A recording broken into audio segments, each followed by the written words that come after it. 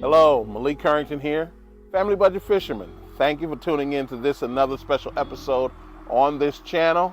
Yes, you read it in the thumbnail and in the description below the thumbnail. I'm going to be talking to you a little bit about my high-end combo arsenal modifications and then some observations as a result of me doing the kind of fishing and reviews that I've been doing. Hopefully, this will save you some money as you take a look at your high-end rod arsenal. Let's get started.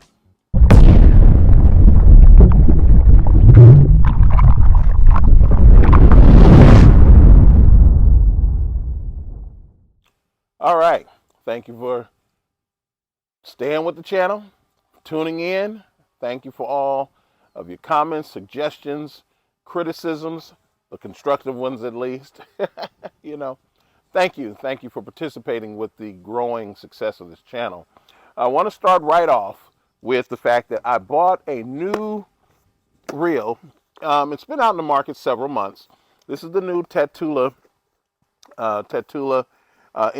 I got the 2500 version LT XH, and I bought it at Sportsman's Warehouse. As you can see the tag here, Sportsman's Warehouse. I bought it at Sportsman's Warehouse. They had a special going on up through Father's Day called Buyback Bucks, where if you spent $200 or more, you get $50 in basically rewards cash to spend in a couple of weeks in their stores or online on their website. So and you spend it as cash. You don't have to spend a certain amount. That $50 is for you to spend as cash. So basically, they gave me, I could say, a coupon for $50 to buy more, or I could discount that against this and say whatever the percentage is. Let's say I buy two Megabass 110s jerkbaits, and they're $25 a pop. So there you go. So I spent $150 basically for this and got $50 in jerkbaits. I'm using that as a theoretical example to show that, hey, it can be worked out a certain way so that I'm not paying the full $200. But I thought it was kind of cool. So, and I wanted the reel anyway. Now, what did I do with the reel? I took off the Shimano Vanford 3000 that I had on here, and I put that Tatula on this Legend Extreme. And you might wonder, well, why did you do that? And beyond that, why is it that you don't ever buy, $300, $400, $500, $700 reels to go with your almost $700 rods? I will go into more depth in another video on rods, on reels in particular. But suffice it to say, for this one, here's what I learned. That the technology that goes into the Daiwa Exist, which is the most expensive regularly produced rod in the United States that I'm aware of. And it is sold, you could find it on Tackle Warehouse, Omnia Fishing, Bass Pro Shops, I believe still has it. And then Tackle Direct, Fish USA, I think still sells it. But what I'm saying is, as far as a regular distribution, the Daiwa Exist is the most expensive at $930. What Daiwa did is took the largest percentage of technology coming from the Daiwa Exist and invested it in the new Tatula, okay? And here's what my theory is. And right now it's still a theory as of this video, but I think I've got the kinks worked out on it. Here is the Vanford. I have the Vanford on my NRX Plus here. Here's the Shimano Vanford. By the way, for those of you who think I need to go beyond this to say a Stella, just know that Jacob Wheeler just won $100,000 with this rod. He did not win $100,000 with a Stella. He won $100,000 recently, a couple weeks ago, with the Shimano Vanford. He does the 2500, I got the 3000s. But when the Vanford was being produced, they were looking at the Tatula LT as their comparison. So when this technology became new to us, it was based upon this technology. Yes, they were looking higher into their technology column, but they're looking at how to upgrade the CI4 that it's a premium over this here, okay? And that also might include, to a certain extent, the Daiwa Ballistic before it became MQ as well. So, or the BG before it became MQ. But having said that, Daiwa took a look at all of that and said, I can one up that. So in my opinion, even though this reel is $50 less expensive than this reel, I believe that this reel, the Tatula, has more technology, more recent technology from a higher end reel than does the Vanford. Does that take away from the Vanford? By no means. I plan on buying 2 or 3 more of these in the near future. It's just that in the immediate sense, I'm here. I threaded this with floral, P-line floral clear. As you can see here, here it is, P-line floral clear. Okay. And 8-pound test and a crappie jig, because I do weird things to make sure I don't have line twists. But I ended up catching this, this spotted bass. So I'll show you the picture right here. Okay. Now, again, I'm about to put that back. So again, why did I do this? Okay, again, because of the technology. So this is going to be my premier finesse combo. There's not any other rod or combination in my arsenal that is more premier than this rod combo for finesse applications, as you can see it right here. Now, here's another thing that I observed. So that's a modification, and I'm making some other modifications as well. Eventually, I'm going to put braided line on this for this Envy here. But I want you to see something here. I got the NRX Plus. I got the 13 Fishing Envy. Of course, there's some stylistic similarities, as you can see there. Okay, very stylistic. They're similar in weight. The Envy is 4.4 ounces, and the NRX Plus is 3.3 ounces. Okay. They both have a guide system that I'm okay with. I like one for one thing and one for another thing, but in terms of sensitivity, in terms of resistance, they both are about the same. I'm not all familiar with what makes the NRX Plus in terms of the blank itself. They don't advertise that. As a matter of fact, it's very difficult to find that information out. I do know with the Envy, you're working with 46-ton Japanese Toray carbon.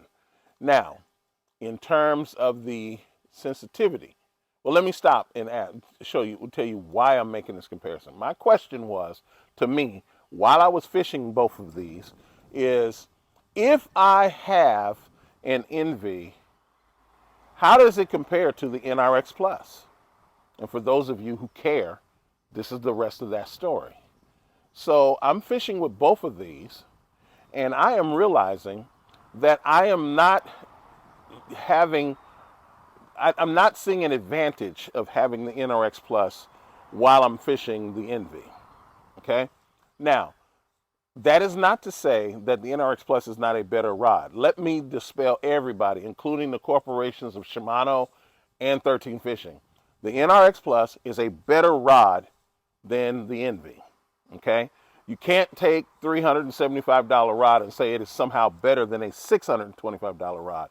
The question that that started to generate in my mind was, now that I have both rods, do I need the NRX Plus because I have this?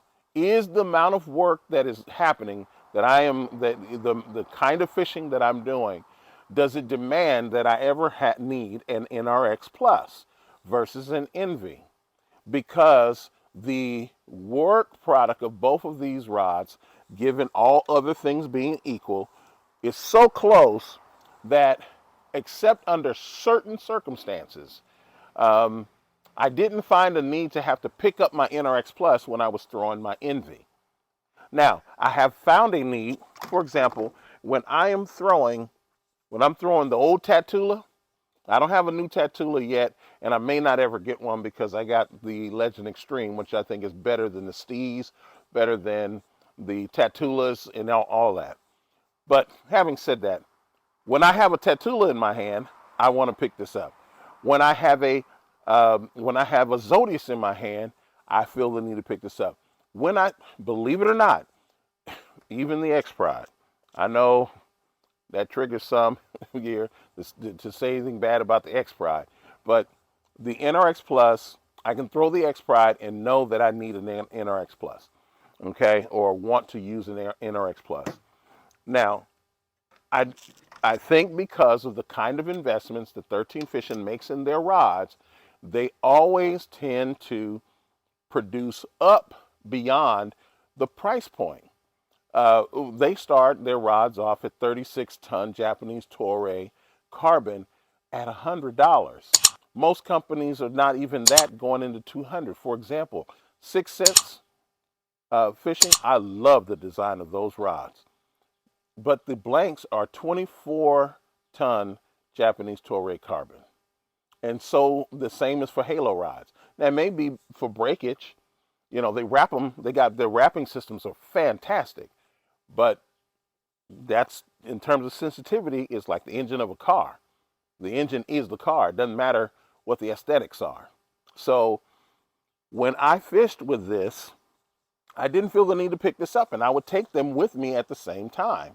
I would put different baits on them and so forth. Now, I did find under certain circumstances where the NRX Plus was superior. And that is when I fished below 12 feet with reaction baits. So let's say I threw a lipless crankbait, or I threw a diving crankbait that went below 12 feet. That's when I saw the NRX Plus outperform the Envy. And another one is when it came to throwing some topwater baits. So I'm throwing these poppers, and I am noticing that I can get more precise cast with the NRX Plus than I could with the Envy. Now, conversely, when I threw Ned rigs, it was all about the Envy. Yes, I did well with the NRX Plus, but the Envy was right there in the area in terms of sensitivity, feeling the ground, pulling it across. I didn't feel anything less with the Envy than I did with the NRX Plus, and so guess what? I didn't feel the need that a $250 premium, one rod over another, was necessary. And I'm sharing that with you all just to give you a little bit more insight on what they did with this Envy to make it such a challenge. And you know, you've been with me, a lot of you have been with me for a while. You know I'm not going to steer you wrong on this. If I find any problems with the Envy, I'll let you know. Trust me. I got a second one ordered already. But I'll let you know. I will let you know.